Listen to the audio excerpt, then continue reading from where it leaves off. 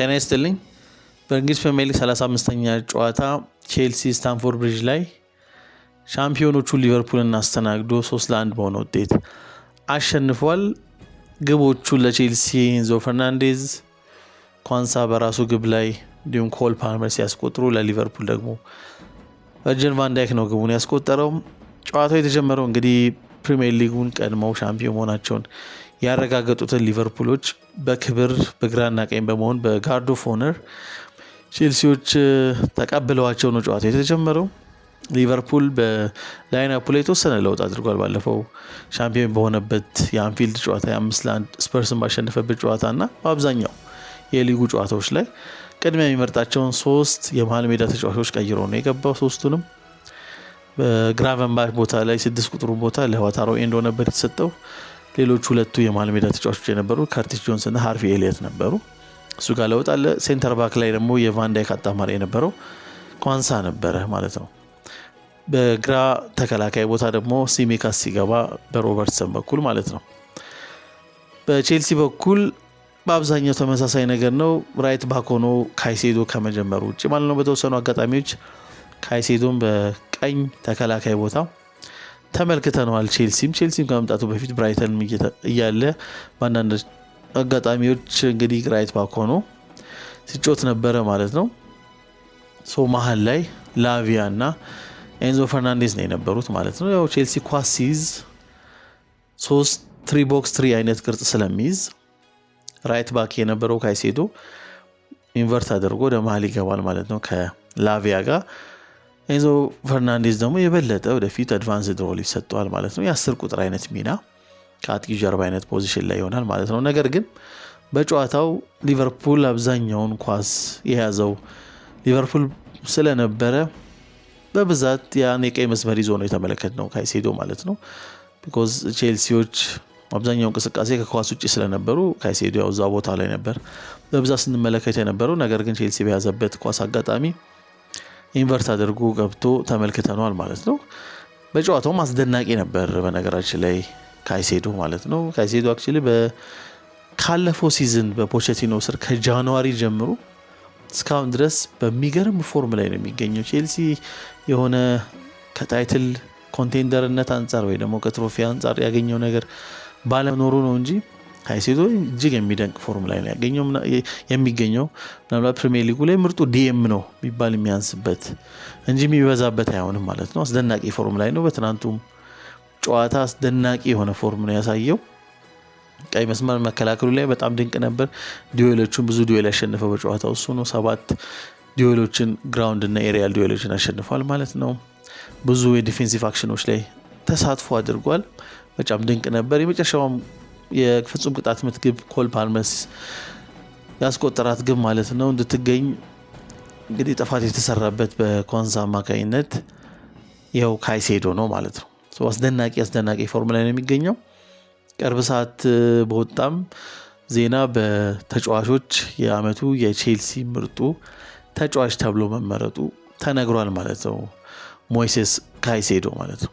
እንግዲህ የመጀመሪያዋ ግብ ስትቆጠር ኤንዞ ፈርናንዴዝ ያስቆጠራት ግብ ማለት ነው።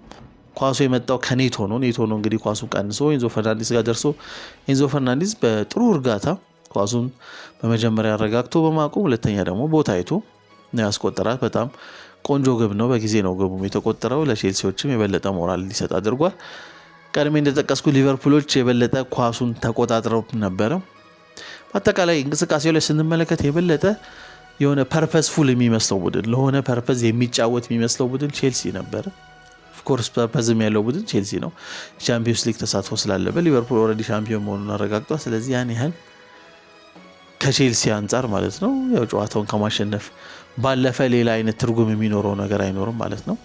በአላማ የሆነ አላማን አንግቦ የሚጫወት ቡድን ይመስል የነበረው ቼልሲ ነው። በተሻለ አቅም ሁሉም ተጫዋቾች ከኳስ ውጭ በጣም ሲታትሩ ነበረ። ኮል ፓልመር፣ ማድዌኬ ሁሉም ማለት ይቻላል ከኳስ ውጭ በጣም ሲለፉ ሲደክሙ ታይቷል ማለት ነው። በተገኙ አጋጣሚዎች ደግሞ በመልሶ ማጥቃት የግብ ዕድሎችን ሲፈጥሩ ነበር። ኳሱን የተቆጣጠረው ሊቨርፑል ቢሆንም ብዙ ኦን ታርጌቶችን ያደረገው በኤክስጂ የተሻለ የነበረው ማጥቃቱ ላይ ብቻ ፎከስ አድርግ ካደንሳን ማለት ነው። ቼልሲ የተሻለው ቡድን ነበር ማለት ነው። ኳሱን ሊቨርፑል ወደ 65% ቢቆጣጠረው ማለት ነውና ቼልሲ ከኳስ ውጪ በተቻለው አቅም በጣም ዲፌንሲቭሊ በጣም ጥሩ ነበር። መከላከሉ ቻሎባ በጣም ጥሩ ነበር። ሮበርት ሳንቼዝ በተወሰኑ አጋጣሚዎች ደህና ነበር። ቻሎባም ብዙ ዲፌንሲቭ አክሽኖች ላይ ተሳትፈው በጨዋታው ቻሎባ ነው ማለት ነው። እሱም በጣም ጥሩ ነበር። ሌቫይ ኮልዊልን በተመሳሳይ ሁኔታ ማለት ነውና በአብዛኛው በጣም ጥሩ ነበሩ። ሞሳላ ያን ያህል ትርጉም ያለው እንቅስቃሴ እንዳያደርግ አድርገውታል። ኩኩሬላ በጣም ጥሩ ነበር በዛ መስመር ማለት ነው። በብዙ መልኩ ቼልሲ አስፈላጊውን ውጤት ለማግኘት ያደረገው ጥረት በጣም ስኬታማ ነበር። ሊቨርፑሎች በጣም ግልጽ ብዙ የግብ ዕድሎች ባያገኙም ነገር ግን አደገኛ የሆኑ እንቅስቃሴዎች ነበሩ። ያን ያህል አደገኛ የነበሩ እንቅስቃሴዎች ትርጉም ወዳለው ነገር ባይቀየሩ በተወሰነ መልክ ዕድሎችን ለመፍጠር ሞክረዋል። ነገር ግን እንደነበራቸው የኳስ ቁጥጥር ብልጫ ያን ያህል ብዙ አደገኛ የሚፈጥሩ አጋጣሚዎች መፍጠር አልቻሉም ማለት ነው። በጨዋታው ለቼልሲ እስኪ አንዳንድ ተጫዋቾችን ደግሞ በጣም ድንቅ ስለነበሩ ተጫዋቾች ለማንሳት እንሞክር። ቀደም ብዬ ስለ ሞይሴስ ካይሴዶ አንስቻለሁ። በጣም አስደናቂ ጊዜ ነው ካይሴዶ እያሳለፈ ያለው ከቼልሲ ጋር ማለት ነው። በጣም የሚደንቅ እንግዲህ ተጫዋች ነው ሞይሴስ ካይሴዶ። የወጣበት ገንዘብ ምን ያህል የሚገባው አይነት ተጫዋች መሆኑን እንግዲህ ከጨዋታ ይህን ሲዝን ሙሉ ባለፈውም ከግማሽ ሲዝን በኋላ በተደጋጋሚ እያሳየ ነው ማለት ነው። ሌላኛው አስደናቂ የነበረው ሮሚዮ ላቪያ ነው። ሮሚዮ ላቪያ እንግዲህ ያው ብዙ የአቬይላቢሊቲ ችግር አለ፣ የጉዳት ችግር ነው። እንግዲህ ብዙ ጊዜ አቬይላብል አይደለም። ነገር ግን በተገኘባቸው ጨዋታዎች በአጠቃላይ ማለት ይቻላል በጣም የሚገርም ፎርም ነው ሁልጊዜም የሚያሳየው ማለት ነው። ከጉዳት የመጣ ተጫዋች አይመስልም። በጫና ውስጥ ያለው እርጋታ በጣም የሚደንቅ ነው። ዲፌንሲቭ ኢንቴሊጀንሱ፣ ፖዚሽኒንጉ በጣም ጥሩ ነው። ኳስ ቦል ፕሮግሬሽኑ ጥሩ ነው። በጣም ከኳስ ጋር በደንብ ፕሮግሬስ ማድረግ ይችላል። አጫጭርና እንደገና ደግሞ መስመር ሰባሪ ፓሶችን ማድረግ ይችላል ማለት ነው። የመጀመሪያዋ ግብ ስትቆጠር ለኮል ፓልመር የሰጠውን አጋጣሚ ማስታወስ እንችላለን። አጭር ፓስ ነች፣ ነገር ግን ተገቢ ሁኔታ የሊቨርፑል የመሃል ሜዳ ተጫዋች ከርቲስ ጆንሰን ነው ማለት ነው። ኳሷ በእንቅስቃሴም ፓልመር ያ ቦታ ላይ ተገኝቶለታል። በተመሳሳይ ደግሞ ጫና ውስጥ የነበረው የሚመስለው ሮሚዮ ላቪያም በጥሩ ሁኔታ ለፓልመር ኳሱን አቀብሎታል። ስለዚህ እንደዚህ አይነት ፓሶችን አጫጭር ፓሶችን ማለት ነው መስጠትም ይችላል ማለት ነው። በጣም ሬዚስታንት ነው። ታክቲካሊ በደንብ ዲሲፕሊን ነው።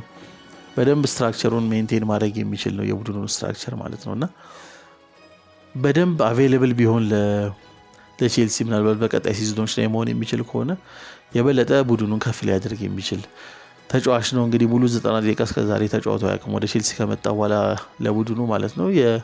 ከጉዳት ጋር በተገናኘና ያው ፊትነሱ ሙሉ ለሙሉ እርግጠኛ መሆን ስለማይቻል ማለት ነው እና ነገር ግን በቀጣይ ጨዋታዎች ላይ የበለጠ መገኘት የሚችል ከሆነ ቡድኑን በጣም መጥቀም ይችላል ማለት ነው። ቀሪ ጨዋታዎቹም ላይ ለቼልሲ በጣም ወሳኝ መሆኑ የማይቀር ነው። ቼልሲ ቀጣይ ጨዋታዎች በጣም ከባባድ ጨዋታዎች ነው ያሉት። 3 ጨዋታዎች ነው የቀሩት። 3ቱም ከባባድ ጨዋታዎች ናቸው። 2ቱ ቀጥተኛ ተፎካካሪ የሆኑት ለቶፕ 5 ቻምፒዮንስ ሊግ ቦታ ለማግኘት ከሚፎካከሯቸው ከኒውካስልና ኖቲንጋም ፎረስት ከሜዳ ውጪ ነው የሚያደርጉት። የፎረስት ጨዋታ የመጨረሻ ጨዋታ ነው። ቀጣይ ጨዋታ ከኒውካስል ሴንት ጄምስ ፓርክ ላይ ነው። ከመሀል ያለው ጨዋታ ደግሞ ስታንፎርድ ብሪጅ ላይ ከማን ዩናይትድ ጋር የሚደረገው ጨዋታ ነው።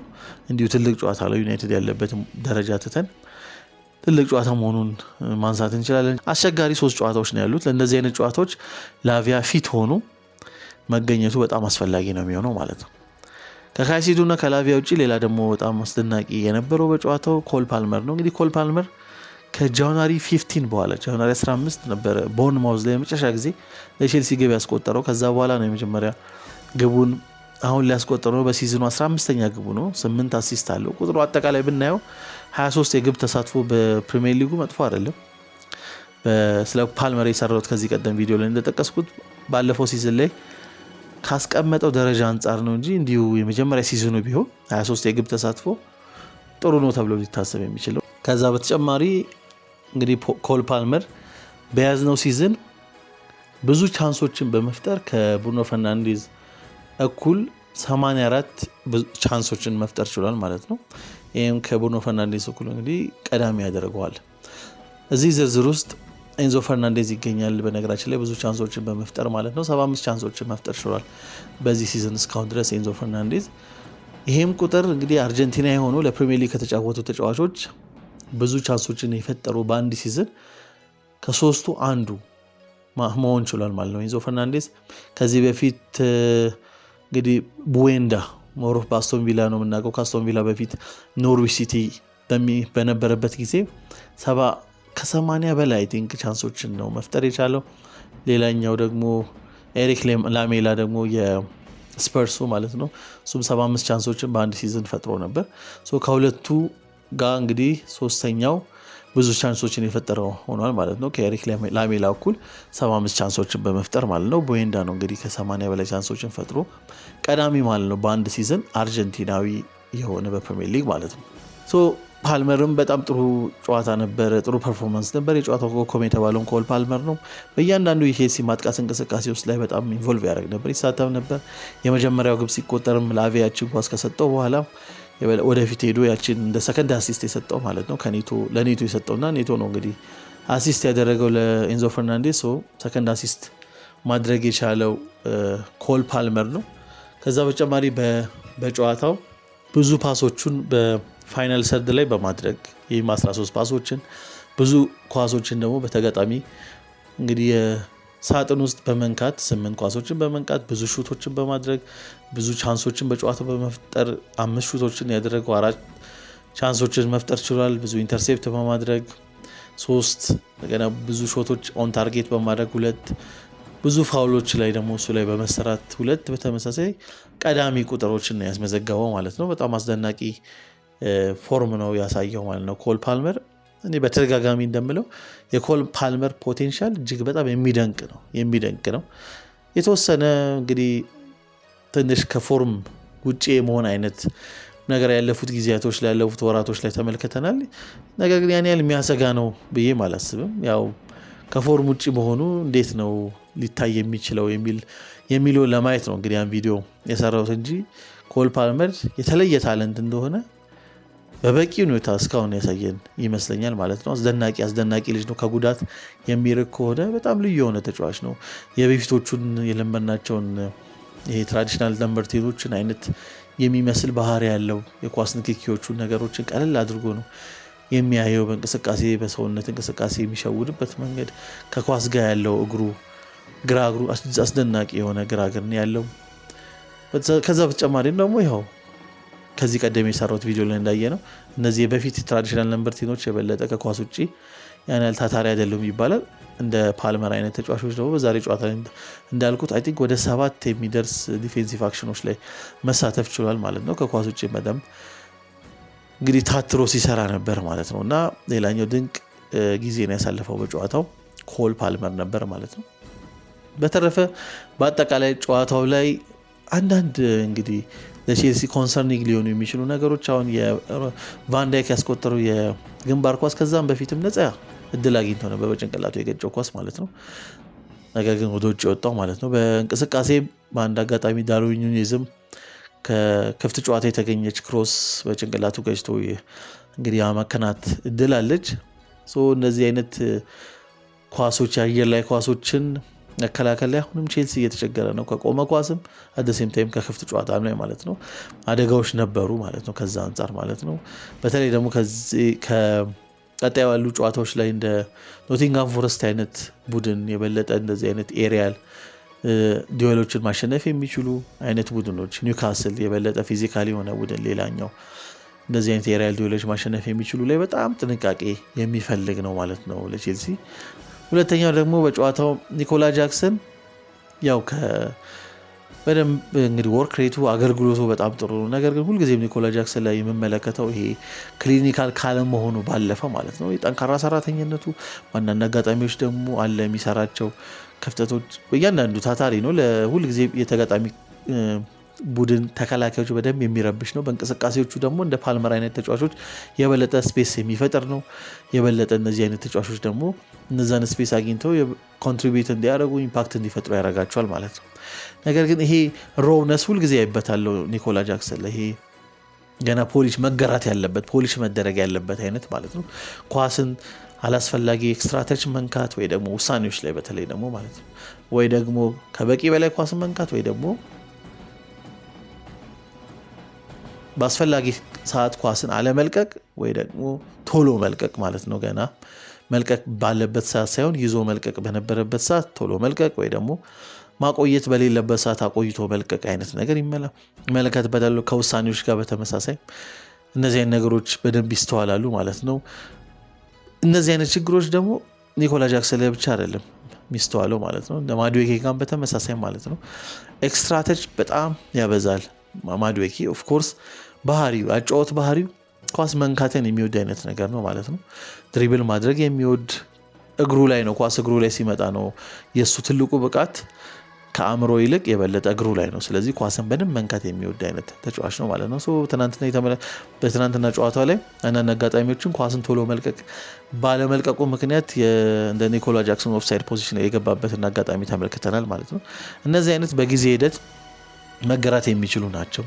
በተረፈ ደግሞ ኔቶን ከተመለከትን ጥሩ የመስመር አጥቂ ነው። ጥሩ ክሮዞች ማድረግ ይችላል። በጣም ክሮዞች ይበዛሉ እንጂ እነዛን ክሮዞች ሊያጠቁ የሚችሉ በቂ ተጫዋቾች ቦክስ ውስጥ ኢቭን ባይኖሩ ኳሶች በደንብ ክሮስ ይደረጋሉ። ከዛ ውጪ ጥሩ ሹተር ነው። ነገር ግን ኔቶ ላይ በአብዛኛው ማስተውለው ችግር ምንድነው? ኳሱን ከተቀበለ በኋላ ሊያደርገው ያሰበውን ነገር ምናልባት ሊያስቀየር የሚችል የሆነ ኢንሲደንት ቢፈጠር በዛ አጋጣሚ ኦልሬዲ መጀመሪያ የወሰነውን ውሳኔ ከማድረግ ባለፈ ይሄንን እንግዲህ ድንገተኛ የሚፈጠሩ አጋጣሚዎችን ማለት ነው እሱን አስተውሎ ውሳኔ መስጠት አይነት ክፍተት እመለከትበታለሁ ማለት ነው። ያው አብዛኛው የቼልሲ ላይንአፕ ታዳጊዎች ናቸው፣ ወጣቶች ናቸው።